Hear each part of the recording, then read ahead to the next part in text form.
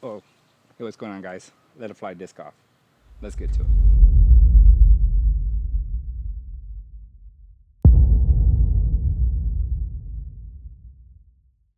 What's going on, YouTube? Let it fly disc off.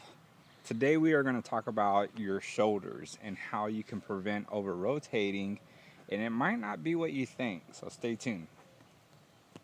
Okay, so let's talk about what we think as far as what's causing our shoulders to over rotate and then what you can do to prevent that. So I had a false idea of what my throw should look like. I've always recorded my throws. Even whenever I go out and play around, I record all my throws. And then I go back later and look at them and see what I can improve on. Now, one of the issues that I've had is, and I think a lot of people have this issue as far as letting the disc go too far to the right. So let me give you an idea of the way I was thinking about my throw from the very beginning. So everybody constantly talks about getting into the power pocket. Get here and then throw. But here's the thing. We shouldn't be trying to get into the power pocket.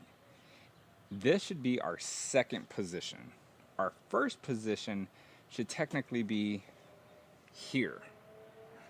So when you look at pros come through and they get here and then they throw, there's another position that they're getting into first that allows them to get into the power pocket as they release.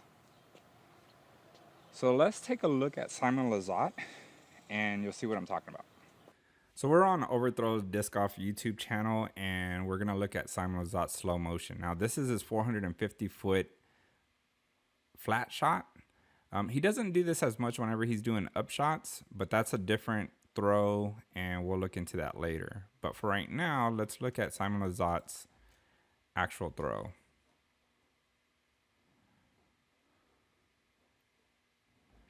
Beautiful. All right, so let's take it back and let's see this first position that he gets into. So he keeps the disc wide, he lands his front foot, and he starts to pull the disc in. Now, as you can see, he's not pulling it like on a straight line, but he's pulling it into his body to just get it tight. Now, once he gets into this position, he's in the power pocket.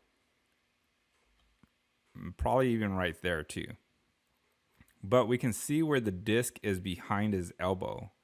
Not on this plane, but more of this plane right here. If we drew a line here, we could see that the disc is further this way than his elbow, right? So his elbow's in front. As he starts to move, he's rotating his body, compressing everything. And as soon as he gets to what we normally see right here as far as the power pocket, he launches his disc. Now, the thing is that normally if you drive the disc just across your body, you're never going to feel that compression that you should be feeling whenever you pull the disc into your body starts to compress. And then as you start to rotate to get basically into the power pocket, as far as this position, the disc wants to come flying out from your body at that point. Here's another Simon Lizotte slow motion video.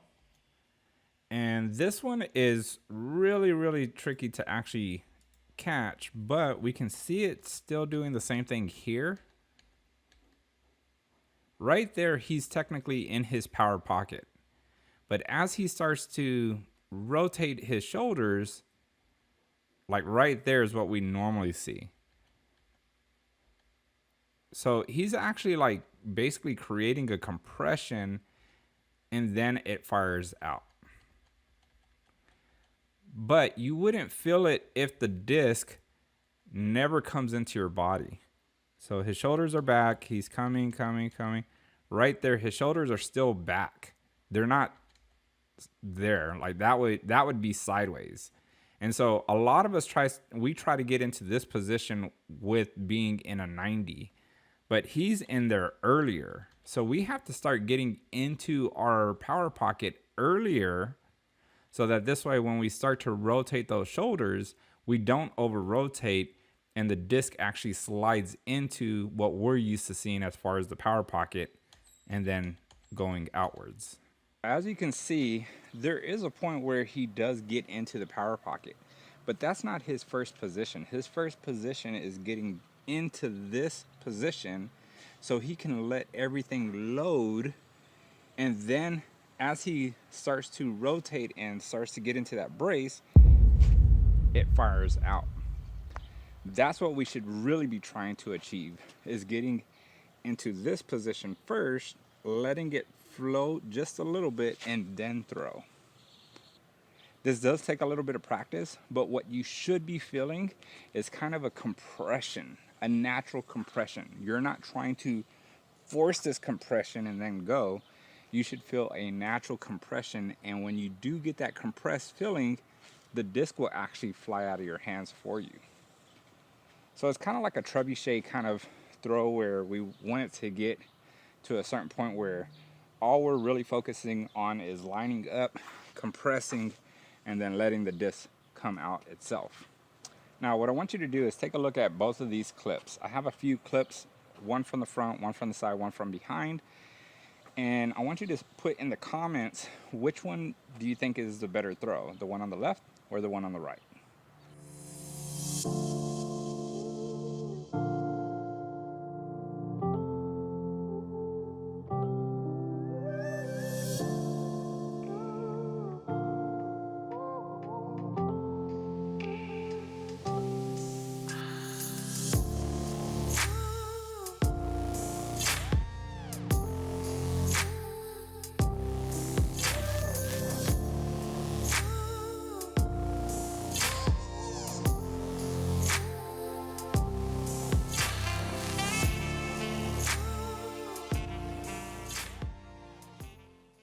Now, as you can see, one of the throws was just focusing on coming here, and as I released, you saw that my shoulder kept driving, and the disc, you basically lose the disc from behind because of the way it releases out of my hand.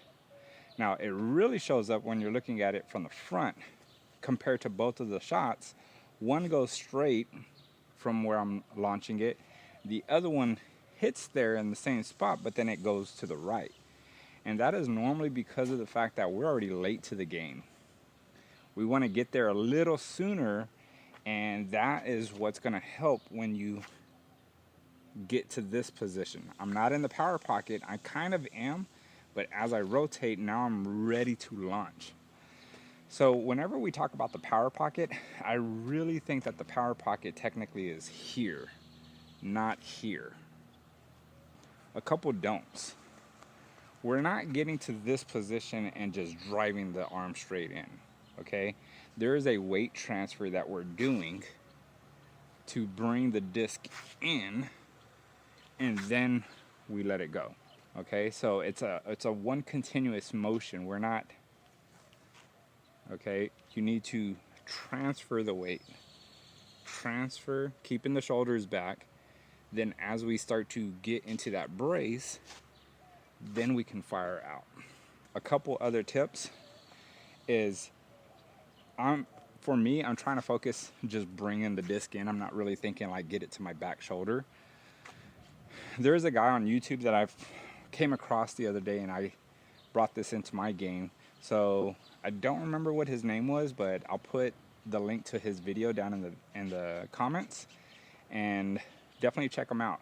As you can see in Simon Lizotte's video, when he's throwing like 350 and above, he starts to get into that position early. His elbow is kind of in front of the disc, but as he starts to rotate, he throws out. So I'm going to give you two throws.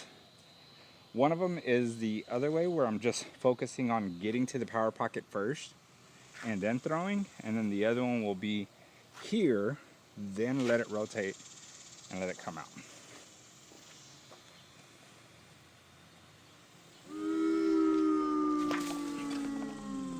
Now let's do the throw where we compress, get the disc either here or here, doesn't matter, and then let it come through.